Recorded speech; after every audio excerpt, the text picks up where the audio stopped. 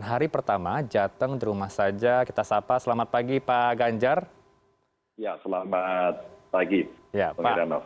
pada hari pertama ini seberapa efektif Pak Ganjar menilai gerakan di rumah saja ini akan memperketat PPKM Jawa Tengah, Pak Gubernur? Ya, saya bangun pagi, banyak laporan Kota Semarang dilanda banjir, terus kemudian di Brebes laporannya pasar-pasar ditutup gitu. Tadi di Kota Tegal sudah disampaikan oleh CNN, terus yang lain sekarang masih berproses orang memberikan laporan, tapi ada yang menarik di Kabupaten Magelang ada warga yang membuat gerakan cantelan. Mereka nyantelin makanan-makanan gratis bisa diambil oleh siapapun. Jadi artinya pada hari pertama ini memang ada dinamika yang menarik dari masing-masing daerah yang sekarang saya lagi pantau begitu. Ada cantelan itu artinya apa nih Pak Ganjar? Simbol atas menjambut hari pertama gerakan di rumah saja atau ada simbol lain yang bisa kita maknai dari cantelan itu Pak Ganjar? Iya, ini ternyata aktivitas yang sudah lama pernah dilakukan selama pandemi. Ini digawangi oleh alumni UGM, teman-teman dari Kagama, dan gerakan ini sebenarnya nasional. Jadi hari ini dia sampaikan kepada saya, Mas Ganjar saya mau dukung gerakan cantelan saya hidupin, sehingga kalau ada warga nanti membutuhkan makanan dan dia harus di rumah, kami sediakan dan ini gratis. Artinya masyarakat sebenarnya secara gotong royong mau kok membantu yang lain. Jadi kalau 2 hari mau di rumah dan kemudian ada ketakutan nanti nggak bisa makan dan sebagainya, ternyata tetangga kiri kanan, sahabat-sahabat juga membantu. Nah, dukungan-dukungan ini menurut saya penting karena kesadaran ini memang harus kita bangun bersama-sama.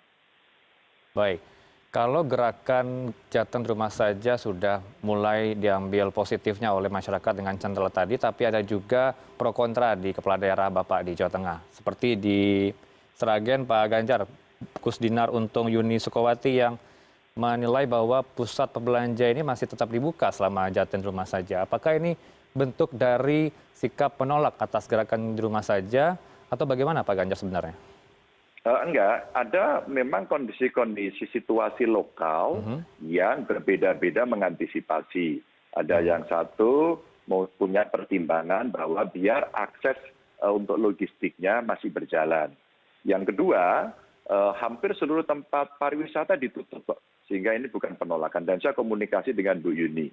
Dan Bu Yuni memang mengalami kesulitan. Dan Bu Yuni ini dokter.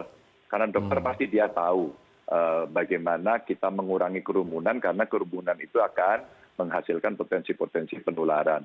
Ada 3 kabupaten kota yang tidak membuat surat edaran ke bawah. Tapi dia menggunakan surat dari PPKM.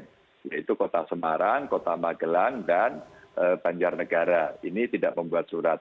Nah, beberapa Brebes umpama, ketika kemudian yang lain mengendorkan dalam arti pasar-pasar tradisional dibuka umpama, Brebes hari ini tutup total. Ini bagus sekali menurut saya. Nah, saya meminta tidak hanya sekedar ditutup, tolong disemprot disinfektan, tolong diatur flow-nya, tolong dibersihkan agar berjarak begitu ya. Jadi ke pasarnya bersih sekaligus diatur jaraknya. Jadi sebenarnya responnya macam-macam.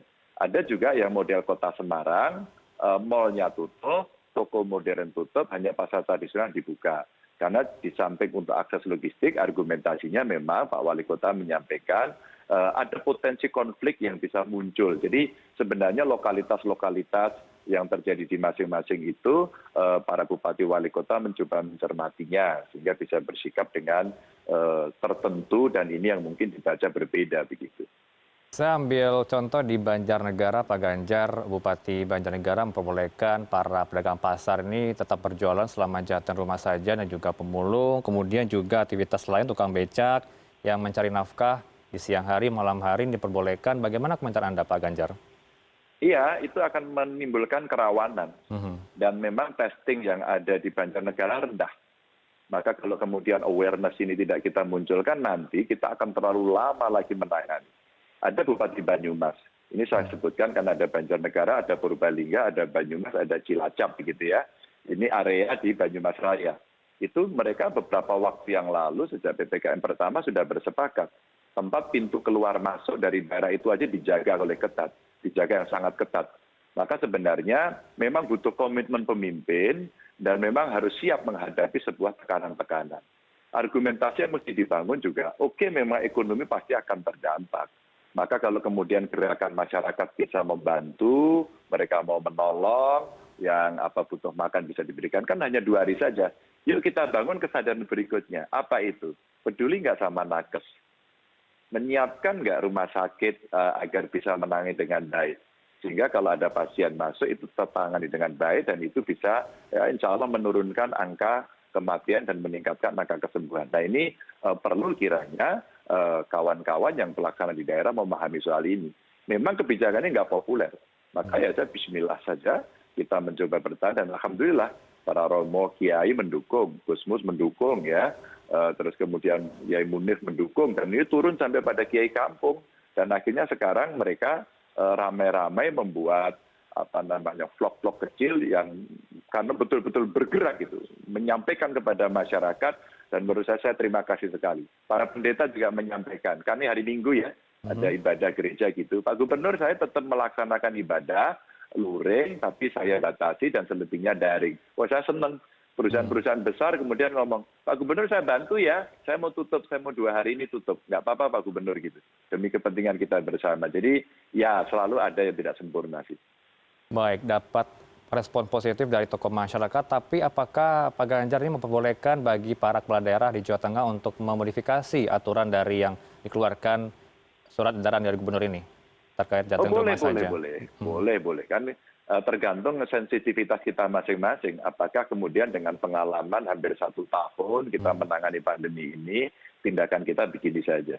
Karena PPKM ini adalah yang pertama kali dibuat dalam satu pulau, Jawa dan Bali tentu saja, yang dilakukan serentak. Ini momentum yang mahal banget.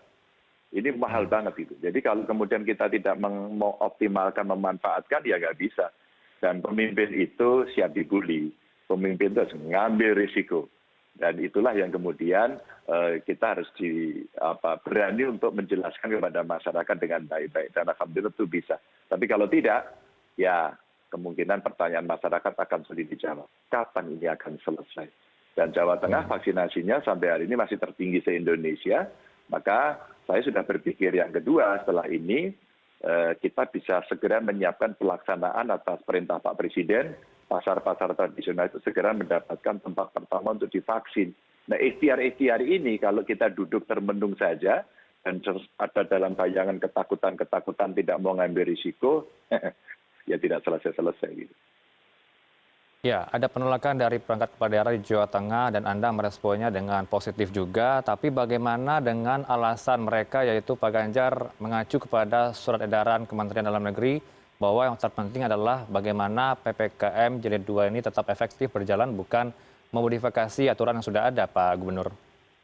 Enggak, PPKM Jilid 1 ke 2 juga dimodifikasi. Karena sebenarnya sampai pada tingkat pelaksanaan lokal, itu kepala daerah memang lebih tahu. Maka saya hormati itu. Tapi ingat ya pesan Pak Presiden ya, kok tidak efektif ya PPKM-nya. Kalau saya Mas, sebagai bawahannya nggak bisa tidur saya pasti merasa bersalah, saya pasti merasa tidak mampu. Maka otak kita harus dipikir keras, otak kita harus kita putar betul untuk merespon dengan cara-cara yang tidak biasa. Ya kalau cuma minta petunjuk saja kan zaman dulu sudah diminta petunjuk terus. Udah habis petunjuknya, kita butuh inovatif dan kreatif. Maka ayo kepala daerah, Anda punya kekuatan soal itu, lakukan. Maka ada yang sangat keras sekali, dan kalau dari sisi surat edaran yang mesti diberikan, hanya 3 dari 35 kabupaten kota. Artinya menurut saya kawan-kawan punya komitmen tinggi. Bahkan Bupati Banyumas sampai dikirimin karangan bunga, dimarahi sama rakyat. Ada yang buat TikTok tuh marah-marah sama saya dari Banyumas juga. Tapi malam tadi dia minta maaf. Maksud saya tidak begitu Pak Ganjar. Oh nggak apa-apa. Sebagai masyarakat pasti punya cara yang berbeda-beda. Lalu yang lain mengatakan, Mas Ganjar kayaknya gerakan Anda diamini oleh langitan. Hari ini semuanya hujan dan hari ini semua harus di rumah begitu. Maka saya bilang ya di rumahnya karena banjir ya juga harus disiapkan pertolongannya. Tapi mudah-mudahan ini karena semangat kita semua saja mau berada di rumah begitu. Baik, saya ambil contoh juga di Blora Pak Ganjar, mereka memperbolehkan untuk operasional pasar dan lain-lain dari pukul 10 pagi hingga pukul 10 malam. Apakah ini diperbolehkan dalam aturan jateng di rumah saja Pak Ganjar? Itu yang saya katakan tadi. Mungkin ada perbandingannya, kalau yang dibandingin negatif, saya bandingin positif. Ya, yang saya bandingin positif, Jepara tutup. Hmm. Brebes tutup gitu ya. Jadi artinya ada yang perlakuan yang berbeda. Maka Blora itu tinggi sekali. Maka kalau responnya nanti serendah ini juga, ya Blora akan tidak akan cepat selesai begitu. Jadi maksud saya kesempatan menutup, katakan ini kan isunya pasar terus ya. Yang pariwisata tutup loh ya Mas ya. Ini yang mungkin Anda lupa untuk mencatat juga ini. Sehingga kayak yang di Blora itu mestinya tindakannya harus lebih ketat lagi. Jangan karena kemudian situasinya memang tidak nyaman dalam keputusan ini, akhirnya kemudian biar saja. Atau memang mau dibuka ya. Kalau dibuka nanti lebih lama lagi loh COVID-nya begitu.